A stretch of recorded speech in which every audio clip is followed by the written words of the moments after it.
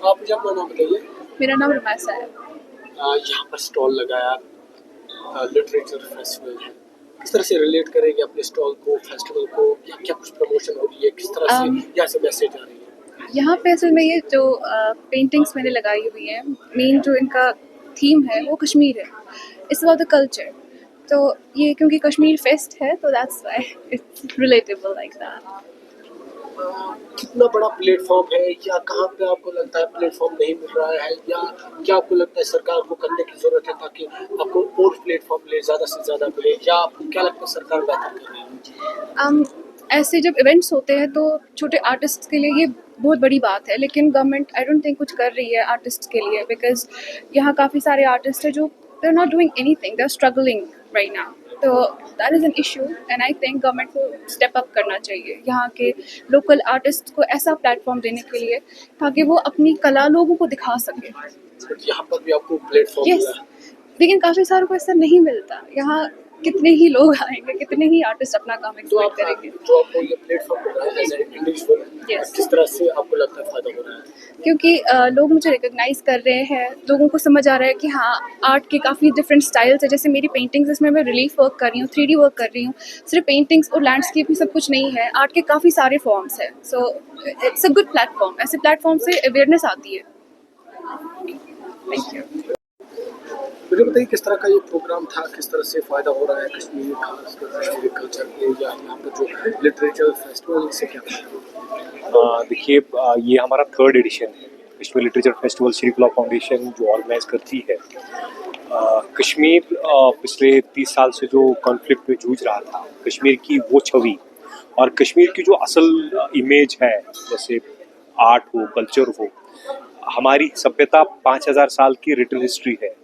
तो उस चीज़ को वापस एक ऐसा प्लेटफॉर्म देना, एक ऐसी दिशा देना जिस दिशा पे हमारी जो यंगर जनरेशन है उनको पता चले कि नहीं, जिस कश्मीर में हम रहते हैं, जिस कश्मीर को हम बिलोंग करते हैं, उस कश्मीर की हिस्ट्री, उस कश्मीर का कल्चर कितना रिच है।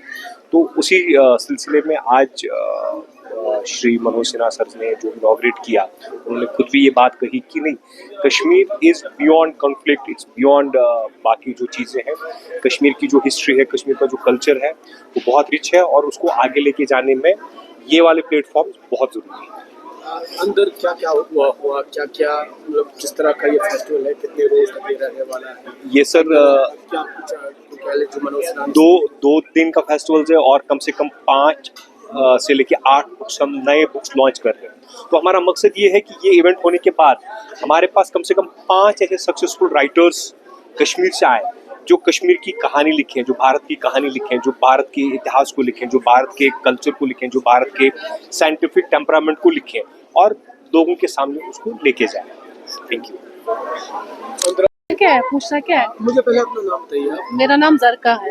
जरका जी, आज यहाँ पर जो ये फेस्टिवल हो रहा है, आपने भी स्टॉल लगाया है, जी, किस तरह से इस फेस्टिवल को देखते हैं, कितना फायदा या क्या कुछ इससे होगा? मुझे तो लगता है इस इवेंट से बहुत ज़्यादा फ़ायदा है हमें। यहाँ पर अभी आए थे, गेस्ट आए थे, उन्होंने देखा, आप आए हो, आप देख रहे हैं, सबको पता चलेगा मेरे स्टॉल के बारे में। मेरा स्टॉल है यहाँ पर अंद्राबी ज्वेल्स का। मैं सिल्वर और गोल्ड प्लेटेड के साथ करती हूँ, प्लस एंटी टार्निश के साथ करती हूँ। ये मेरे लिए बहुत ज़्यादा बेनिफिट है। तो इससे मौका मिल रहा है जो कश्मीरी कल्चर है उसको प्रमोशन में, हर किसी को प्रमोशन मिल रही है, कश्मीरी कल्चर को प्रमोशन मिल रही है। हर एक स्टॉल यहाँ पर है, उनको प्रमोशन मिल रही है। बहुत ज़्यादा बेनिफिट है इससे।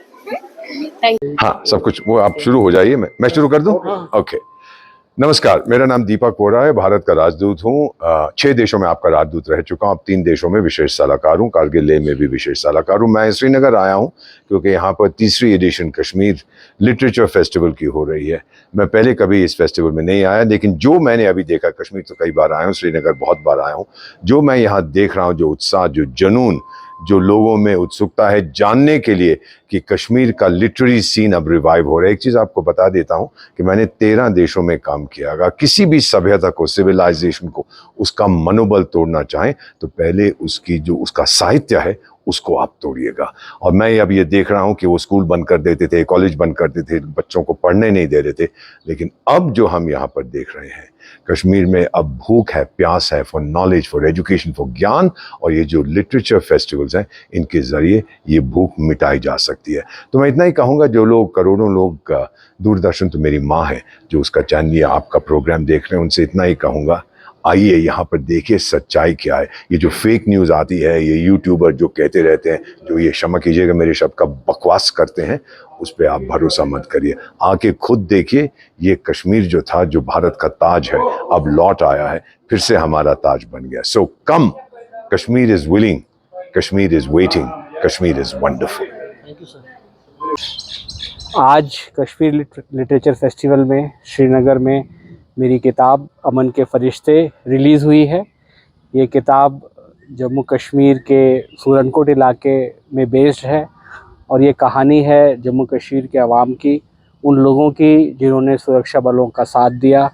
ये कहानी है मिलिट्री इंटेलिजेंस के कैप्टन आशीष चौहान की, जिसने अपनी बहादुरी और अपनी समझदारी से इन लोगों के साथ कंधे से कंधा मिलाकर आतंकवाद के ख़िलाफ़ जंग में शिरकत की।